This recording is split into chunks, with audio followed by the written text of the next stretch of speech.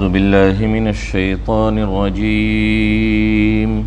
بسم الله الرحمن الرحيم لأنتم أشد رهبة في صدورهم من الله ذلك بأنهم قوم لا يفقهون۔ اللہ تبارک و تعالیٰ فرماتے ہیں مسلمانوں کو خطاب کر کر لَأَنْتُمْ أَشَدُّ رَهْبَةً فِي صُدُورِهِمْ مِنَ اللَّهِ، اے ایمان والو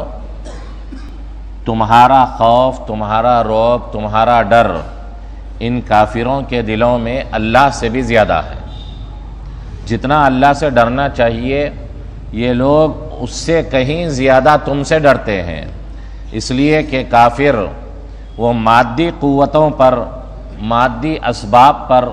دنیا کی چیزوں پر وہ بھروسہ رکھتے ہیں اور دکھائی دینے والی چیزوں پر وہ یقین رکھتے ہیں، اور ایمان والا غیبی قوتوں پر، روحانی طاقتوں پر اور ایمانی قوت پر یقین رکھتا ہے۔ اسی لیے اللہ نے فرمایا کہ مسلمانوں کی جو بڑھتی ہوئی قوت ہے اس زمانے میں تھی، اور مسلمانوں کا جو مقام، مسلمانوں کا جو رعب دبدبا، مسلمانوں کا جو خوف ان کے اوپر طاری تھا، تو اتنا خوف طاری تھا کہ اللہ سے بھی زیادہ ڈر مسلمانوں کا ان کے دلوں کے اندر تھا۔ اور اس کے بعد فرمایا لا یقاتلونکم جمیعا، وہ سارے کے سارے مل کر بھی تمہارا مقابلہ نہیں کر سکتے، تمہارے روبرو نہیں ہو سکتے، تمہارے آمنے سامنے ٹکر نہیں لے سکتے، الا فی قرى محصنہ، یا تو مضبوط قلعوں میں بند ہو کر تم سے مقابلہ کریں گے۔ ان کو موت کا خوف ہے، موت کا ڈر ہے، اتنا ڈر ہے کہ قرآن کریم میں خاص طور پر یہودیوں کے بارے میں اللہ تبارک و تعالیٰ نے ذکر فرمایا کہ ان لوگوں کو موت سے اتنا ڈر ہے کہ وہ یہ چاہتے ہیں کہ 1000 سال زندگی گزاریں، اور موت سے وہ بہت دور بھاگتے ہیں۔ خاص طور پر یہودیوں کے بارے میں اللہ نے ذکر فرمایا ہے۔ تو یہ لوگ موت کا خوف اتنا ان کے اوپر طاری ہے کہ اے مسلمانوں تم سے یہ روبرو اور آمنے سامنے والی جنگ نہیں کر سکتے، 2 ہی صورتوں میں تمہارے آمنے سامنے ہو سکتے ہیں، تمہارا مقابلہ کر سکتے ہیں۔ ایک صورت اللہ نے بتائی فی قرى محصنہ، یا تو بڑی مضبوط قلعے ہوں گی، بڑا جو ہے ان کو مضبوط سپورٹ ملے گا اور مضبوط ان کے لیے حفاظت کا بندوبست ہوگا تو وہ تمہارے مقابلے کے لیے آگے آئیں گے۔ یا فرمایا او من وراء جدر، یا پیچھے سے، دیوار کے پیچھے سے تم سے مقابلہ کریں گے، تمہارے روبرو نہیں ہو سکیں گے، وہ پیچھے سے دشمنی نکالیں گے اور پیچھے سے سازشیں کریں گے، لیکن تم سے مقابل نہیں ہو سکتے۔ یہی وجہ ہے کہ حضرات صحابہ نے جو جنگیں کی ہے اور اسلام کو پوری روئے زمین پر پھیلایا ہے اور اسلام کو جو فتوحات حاصل ہوئی ہے، تو ایک وقت ایسا آیا تھا کہ روئے زمین پر بسنے والی قوموں کا یہ تصور ہو گیا تھا کہ مسلمان کوئی انسان نہیں ہے، یہ الگ کی کوئی مخلوق ہے، ان کا مقابلہ نہیں کیا جا سکتا۔ علامہ ابن کثیر رحمۃ اللہ علیہ نے اپنی تاریخ میں مسلمانوں کے ایک لشکر کے بارے میں جو ہے واقعہ لکھا ہے کہ وہ لشکر ترکی کے علاقے میں جنگلوں کے اندر وہ مقابلے کے لیے، جہاد کے لیے، میدان میں لڑائی کے لیے نکلا تھا۔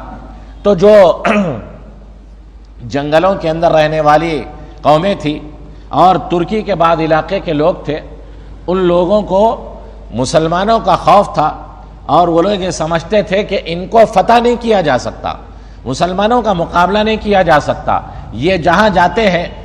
جو ہے میدان سارا ان کے لیے صاف ہو جاتا ہے، اور یہ نہ موت سے ڈرتے ہیں نہ دنیا کسی طاقت سے ڈرتے ہیں۔ تو لوگوں نے یہ سوچا کہ یہ تو انسان نہیں ہے، یہ یا تو جنات ہے یا الگ سے کوئی مخلوق ہے، ان کا مقابلہ ہم نہیں کر سکتے۔ ان لوگوں نے طے کیا کہ آخر یہ لوگ انسان ہے یا نہیں، ان کو تیر لگتی ہے یا نہیں، ان کو خون نکلتا ہے یا نہیں، ان میں سے کوئی مرتا بھی ہے یا نہیں، یہ جاننے کے لیے ہم رات کے وقت میں کسی آدمی کو بھیجیں گے تاکہ ہم اندازہ کریں۔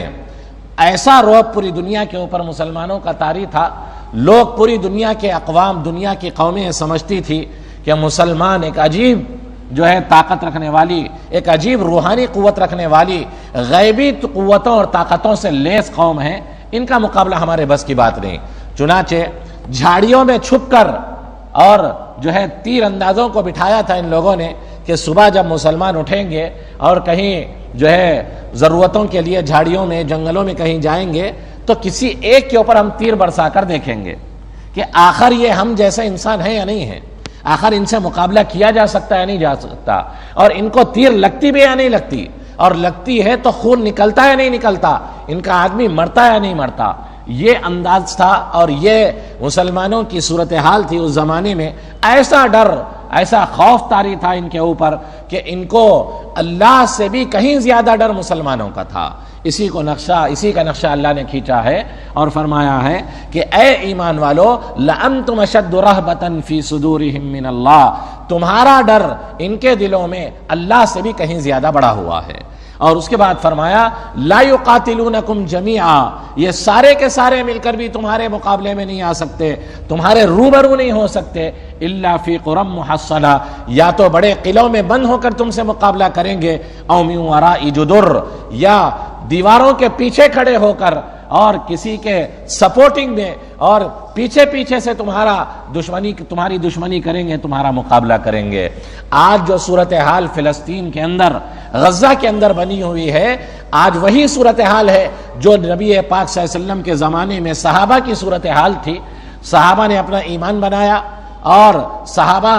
جو ہے جس پوزیشن پہ تھے ان کے نقش قدم پر چل کر ان لوگوں نے اپنی پوزیشن بنائی۔ تو آج دشمن کو، یہودیوں کو، دنیا کی طاقتوں کو کسی کا کوئی ڈر نہیں ہے۔ ہم جیسے مسلمانوں سے نہیں ڈرتے، وہ لوگ ڈرتے ہیں تو ان جیسے مسلمانوں سے ڈرتے ہیں جن کا ایمان صحابہ جیسا ہے۔ جو غزہ کے لوگ ہیں، جن لوگوں نے اپنا ایمان بنایا، جن لوگوں نے پلاننگ اور منصوبے کے ساتھ اپنے آپ کو تیار کیا اور اپنی صفوں میں اتحاد قائم کیا اور پھر ڈٹ کر ایسے مقابل ہوئے کہ ایک مہینہ گزر کر دوسرا مہینہ ختم ہونے کے قریب ہے، لیکن آج پوری دنیا کی ساری طاقتیں ان کے ساتھ نہ ہونے کے باوجود، اسباب نہ ہونے کے باوجود، آج دشمن کے سامنے گھٹنا ٹیکنے کے لیے تیار نہیں ہے۔ نہ وہاں کی حکومت، نہ وہاں کی عوام، نہ وہاں کا مرد، نہ وہاں کا جوان، نہ وہاں کی عورتیں۔ آپ سمجھے کہ اس سے پہلے ان لوگوں نے کتنی تیاری کی ہوگی، کتنا اپنے ایمان کو بنایا ہوگا، کتنے اس کے لیے منصوبے بنائے ہوں گے اور کیسے کیسے قربانیاں دی ہوگی،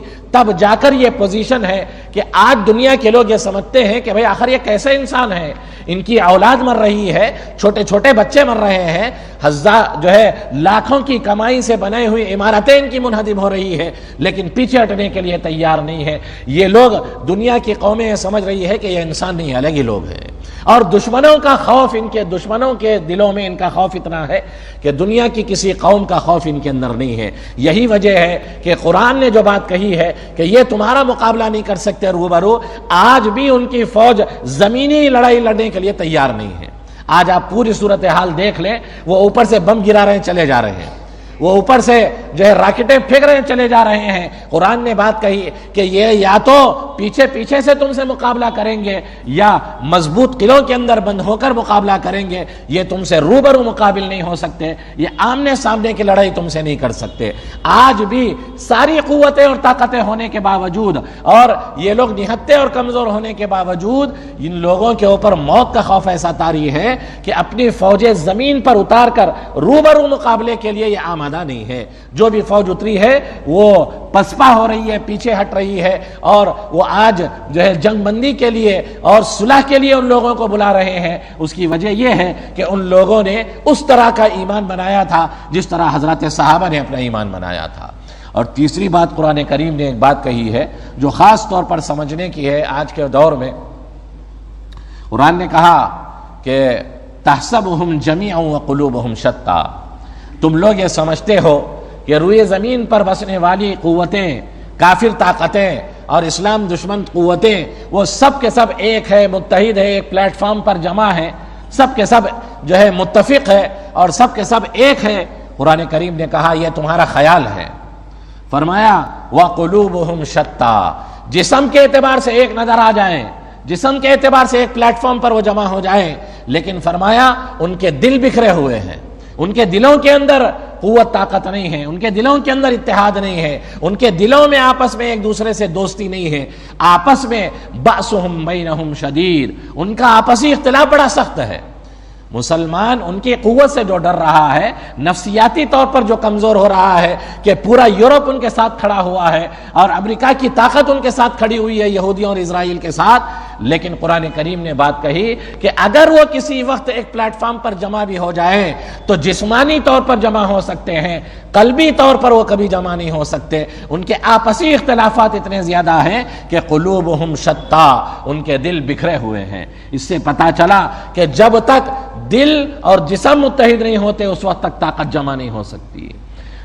اگر صرف جسمانی طور پر سب ایک جگہ جمع ہو جائیں، زبانی طور پر کہہ لیں کہ ہم ایک ہیں، ہم متحد ہیں، ایک پلیٹ فارم پر سارے نظر آ رہے ہوں، لیکن دل اگر بکھرے ہوئے ہیں، دلوں کے اندر اگر آپس میں اختلاف ہے، دلوں کے اندر رنجشیں ہیں، دلوں میں عداوت ہے، تو وہ اتفاق و اتحاد کوئی کام نہیں دے سکتا۔ اسی لیے جو ہے کبھی کافر کی قوتوں کو، کفار کی طاقت کو مضبوط نہیں سمجھنا چاہیے۔ وہ جسمانی طور پر جمع ہو سکتے ہیں، لیکن قلبی اور روحانی طور پر اور اپنے دل سے وہ کبھی متفق اور متحد نہیں ہو سکتے۔ اس سے ہمارے لیے عبرت کا سامان بھی ہے کہ ایسے دور میں جبکہ ہم مسلمان ایک نازک دور سے، آزمائشی دور سے گزر رہے ہیں، ایسے وقت میں ہم کو اپنے اندر جسمانی اتحاد بھی پیدا کرنا ہے، روحانی اور قلبی اتحاد بھی پیدا کرنا ہے۔ آپس میں ہم اس طریقے سے